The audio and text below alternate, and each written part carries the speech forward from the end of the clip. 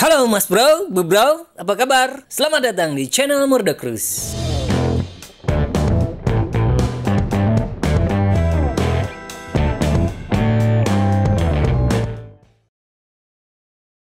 Butuh laptop premium yang handal pada harga yang lebih masuk akal? Asus VivoBook S14 M433IA kayaknya bisa ideal tuh buat kalian pertimbangin. Desain premium, nilai portabilitas yang solid, dan tentu aja kehadiran prosesor Ryzen 7 4700U bisa banget jadi nilai unggulannya. Penasaran? Pantengin terus video ini.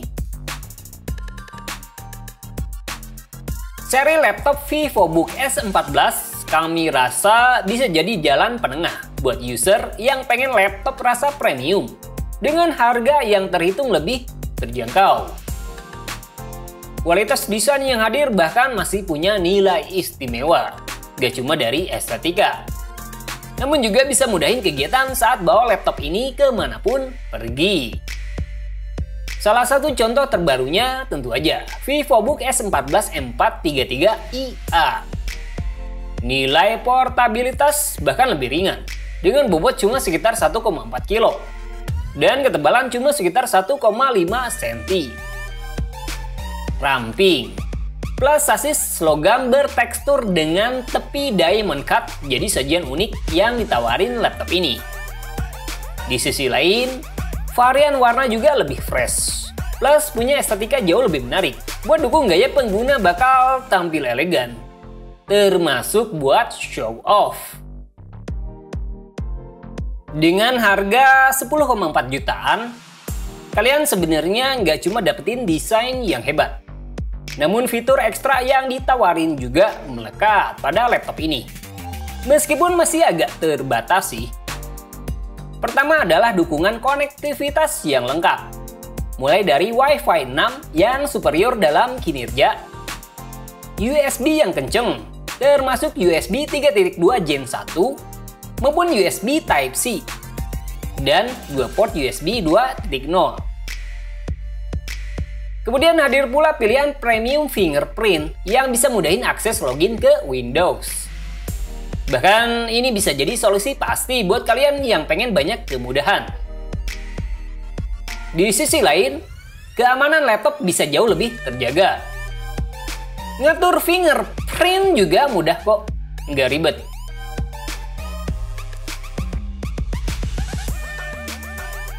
Buat urusan display, laptop ini bawa ukuran layar 14 inch dengan resolusi Full HD plus panel IPS.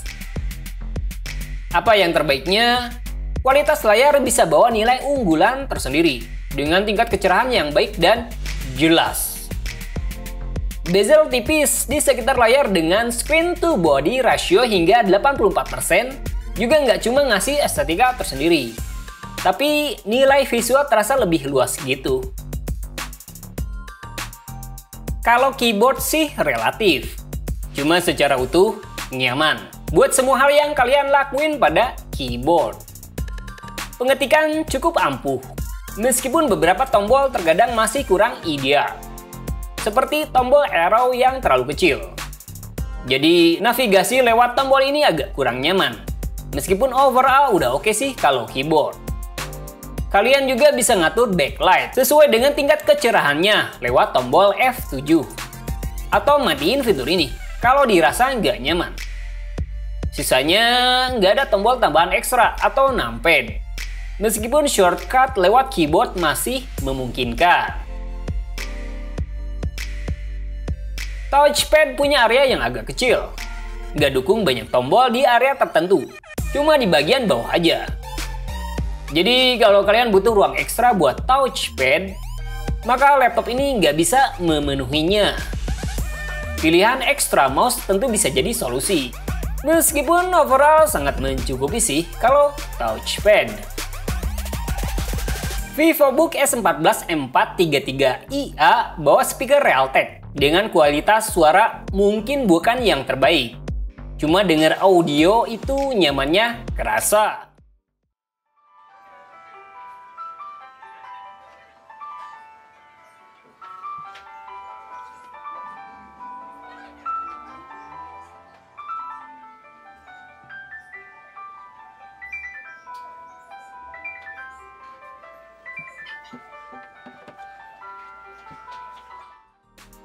Volume yang ditawarin juga mencukupi, meskipun kalian nggak bisa ngatur banyak hal. Cuma setidaknya kalian nggak butuh audio tambahan buat denger musik favorit atau nonton video, atau bahkan buat main game sekalipun. Kalau webcam, kualitas video yang dibawa laptop ini bawa resolusi 720p. Mencukupi buat kebutuhan casual, meskipun nilai secara utuh nggak maksimal. Cuma setidaknya lebih baik ada daripada nggak ada sama sekali, bukan? Bahkan masih ideal kok buat konferensi video seperti Zoom. Nah, selain bentuk desain yang positif, spek inti yang hadir juga bisa sama positifnya. Pertama adalah prosesor, di mana Ryzen 7 4700U jadi pilihan utama laptop ini. CPU ini punya arti besar yang punya kinerja tinggi, bahkan buat pembuatan konten juga masih bisa diandelin. Tentu, kehadiran 8 core dan 8 thread, clock speed up to 4,1 GHz, L3KC 8MB, TDP 15 watt, plus dukungan memori tinggi, bisa jadi simbol besar. Kalau laptop ini masih layak kok buat nantang banyak pekerjaan modern yang cukup menuntut. Di samping itu, proses manufaktur 7 nanometer juga punya nilai unggulan pasti. Kalau laptop ini bakal ngehemat daya jauh lebih efektif. Sebagai contoh, pada tes Cinebench R20, Ryzen 7 4700U mampu unggul dibanding prosesor terbaru sekelas Intel Core i7 10710U, baik dalam kinerja single core maupun multicore. Setidaknya itu bisa jadi sesuatu yang menggoda buat kalian pertimbangin dalam kinerja maupun harga. Selain CPU, nilai unggulan laptop ini juga hadir dalam Graphics Integrated Renoir GPU bawaan prosesor. Kalian bahkan bisa main game e-sport pada resolusi Full HD dengan FPS yang cukup nyaman, tanpa banyak kendala. Contoh, game sekelas World of Warcraft masih bisa kok dimainin di resolusi Full HD pada pengaturan medium. Dan itu juga berlaku buat game lain sekelas Dota 2 atau CSGO. Memori default bawaan laptop ini punya kapasitas 8GB dengan fitur dual channel 4GB x 2 dan speed 3200 MHz. Kalian bisa upgrade dengan pilihan kapasitas yang lebih besar. Cuma modul memori lama pastinya nggak bakal kepake, karena cuma 2 slot memori aja yang bisa ditampung laptop. Di sisi lain, produsen juga ngasih pilihan konfigurasi 16GB. Jadi jika dirasa 8GB masih kurang, kalian bisa milih versi 16GB atau upgrade di tempat resmi Asus. Storage juga istimewa karena selain kapasitas besar, SSD ini hadir dalam interface M2 NVMe dengan speed kenceng. Setidaknya, nggak bakal ada lagi loading sistem yang lama, atau bahkan transfer data jauh lebih efektif. Gimana dengan baterai? Laptop ini bawa kapasitas baterai 4210 mAh yang cukup besar. Itu bisa jadi pertanda kalau kinerja bisa lebih panjang, meskipun kenyataannya sangat berbeda. Sebagai contoh, laptop ini bakal ngabisin waktu hingga 6 jam 25 menit buat penggunaan casual, seperti browsing atau nonton video. Agak singkat, tapi masih oke lah. Gaming atau pemakaian yang lebih intensif bisa jauh lebih singkat, hingga 4 jam 37 menit. Sesuatu yang agak kurang menurut kami untuk laptop sekelas VivoBook, di mana kita harap sih bisa berlaku jauh lebih panjang. Dan minus paling besar adalah charging baterai, yang butuh waktu hampir 3 jam lamanya. Kalian bahkan butuh waktu 1,5 jam buat ngisi setengah dari kapasitas baterai.